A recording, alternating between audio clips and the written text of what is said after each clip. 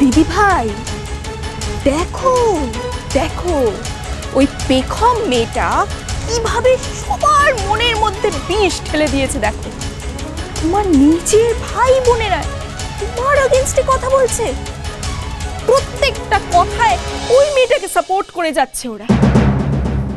বড় মা একদম ঠিক বলে, ওই মেয়েটা একটা ঘর ভাঙানি।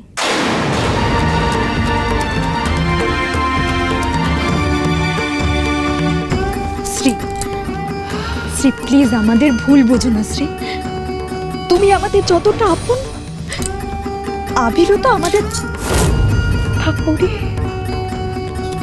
আমার আর কিচ্ছু যায় আসে না বৌদি, বিশ্বাস করো আমার আর সত্যি কোনো কিছুতে কিচ্ছু যায় আসে না। আমি আবিরকে যেমনি আমার নিজের ভাই বলে ভাবাই বন্ধ করে দিয়েছি, তোদের ক্ষেত্রে না হয় ঠিক তেমনটাই করবো। তাতে যদি আমার একমাত্র পরিবার হিসেবে আমার হাজবেন্ড, আমার রন আমার পাশে থাকে তাহলেই চলবে। আমার সত্যি সত্যি আমার কাউকে লাগবে না, বিশ্বাস করো। আমার শুধু রন বলেই চলবে, আমার রন আমার সাথে থাকলেই হবে, বাস আমার আর কাউকে চাই না।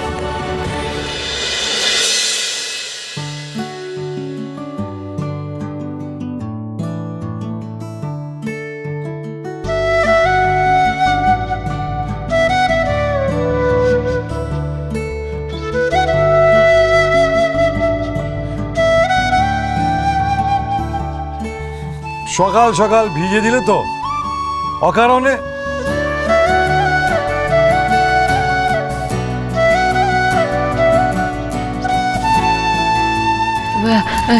সরি, আমি না খেয়াল করিনি। এক মিনিট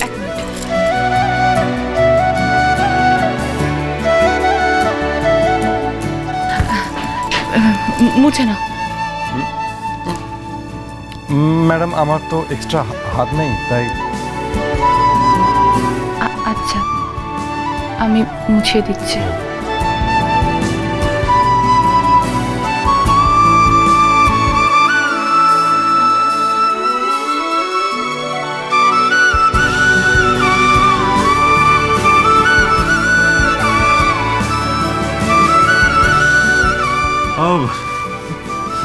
মজা করছিলাম, দাঁড়াও।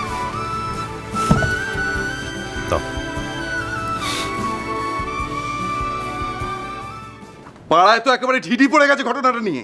ছি ছি ছি ছি ছি ছি ছি ছি। খবরের কাগজেও বেরিয়েছে, ফলাও করে। ওই দেখি দেখি দেখি দেখি বাবা।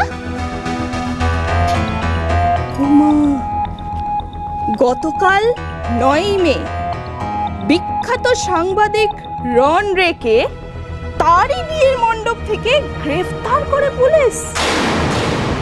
তার বিরুদ্ধে অভিযোগ তিনি বহু বছর আগে কোনো মেয়ের শ্লীলতাহানি করে। মেয়েটি তখন নাবালিকা ছিল, তাই পক্সো আইনের ভিত্তিতে তাকে গ্রেফতার করা হয়েছে।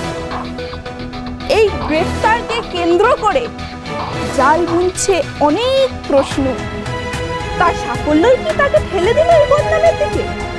এই আশঙ্কার কথাও উঠে এসছে।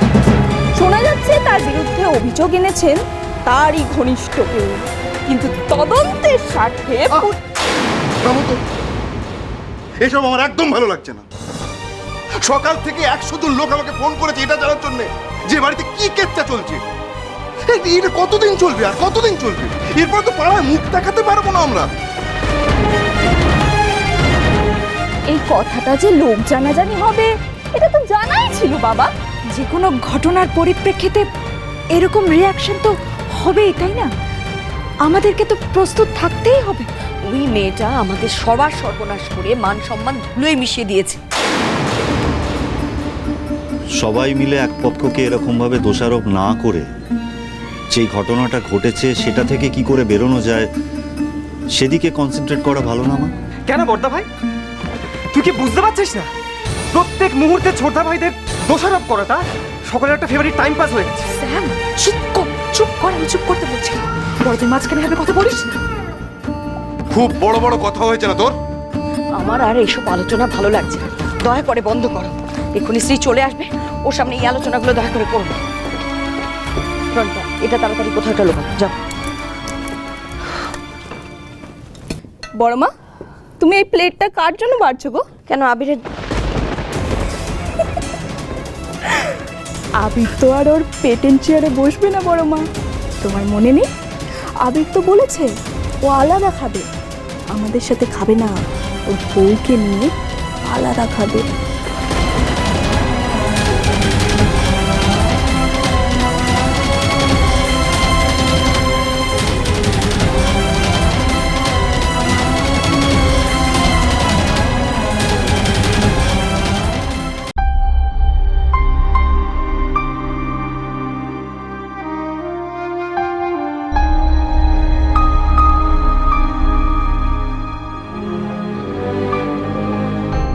এসব রান্নার জিনিসপত্র কেন এনেছো তুমি?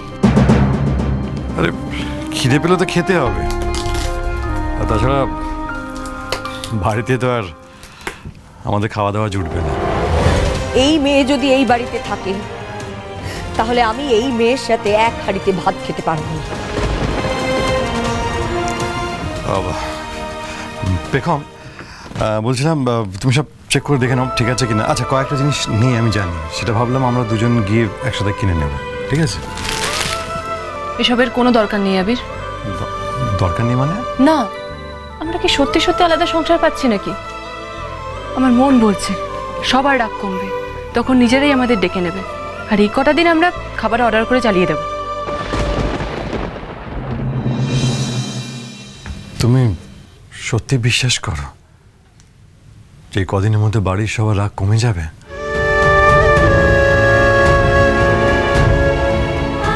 তুমিও তো বলেছিলে আমরা যখন সবার সামনে সব সত্যিটা আনতে পারবো তখন আমাদের সবাই বুঝবে, তারপর কি সবাই আমাদের উপর রাগ করে থাকতে পারবে? পারবে না, দেখো।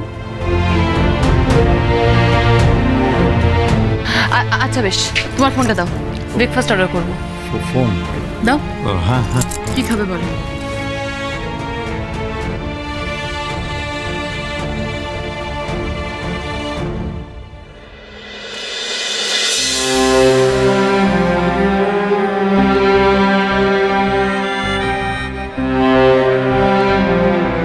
এই ঘর আমি ভাঙতে দেব না আবির।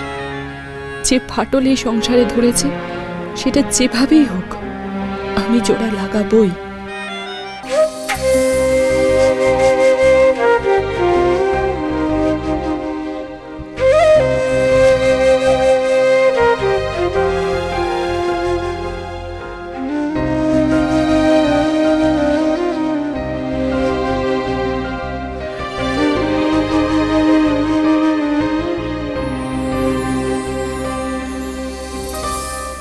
মম, মম, এটা লুকাও, যাও তাড়াতাড়ি লুকাও।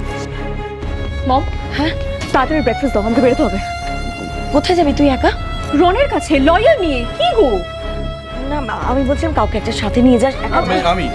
আমি যাবো ওর সঙ্গে। হ্যাঁ, এই তো কাকুনি যাচ্ছে। বড় বৌদি, ও বড় বৌদি, এই বলছি এত সকাল সকাল তোমাদের বাড়িতে কে গো খাবারের অর্ডার করেছে? খাবার?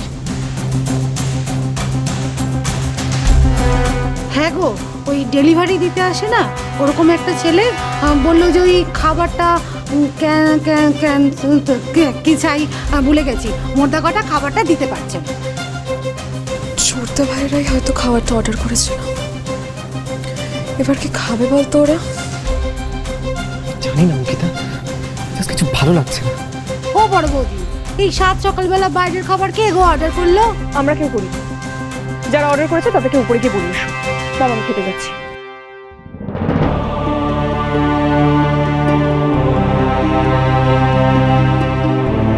কম্পাদি, তুমি যাও গিয়ে রান্নাঘরটা গুছিয়ে ফেলো তো, আমি যাচ্ছি, তুমি যাও। আমার বেরোনো আছে, আমি উঠলাম। আমিও বেরোবো, আসছি।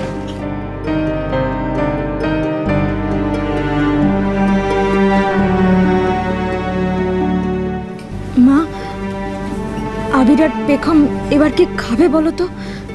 ওদের তো খিদেও পেয়েছে, আর সকাল সকাল না খেয়ে থাকবে। মা, আমি ওদের জন্য কিছু একটু দিয়ে আসি ওপরে গিয়ে। খবরদার, আমি বারণ করেছি পরিবারের কেউ যেন ওদের কোনো রকম সাহায্য না করে।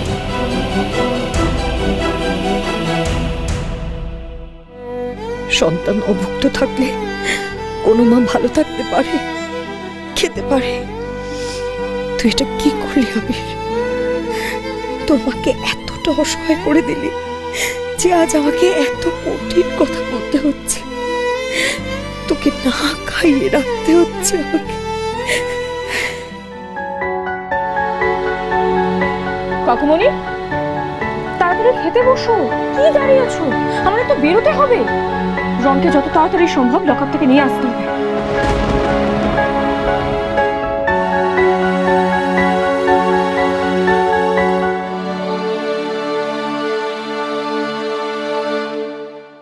আপনি তো রনের বিরুদ্ধে অভিযোগটা এনেছিলেন, তাহলে সত্যিটা কি আপনি আমাদেরকে বলুন।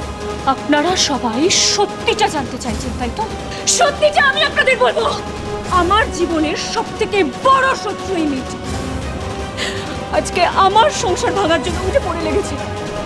বলা তো যায় না, কালকে অন্য কারো সংসার ভাঙতে পারে। She is a pathological liar.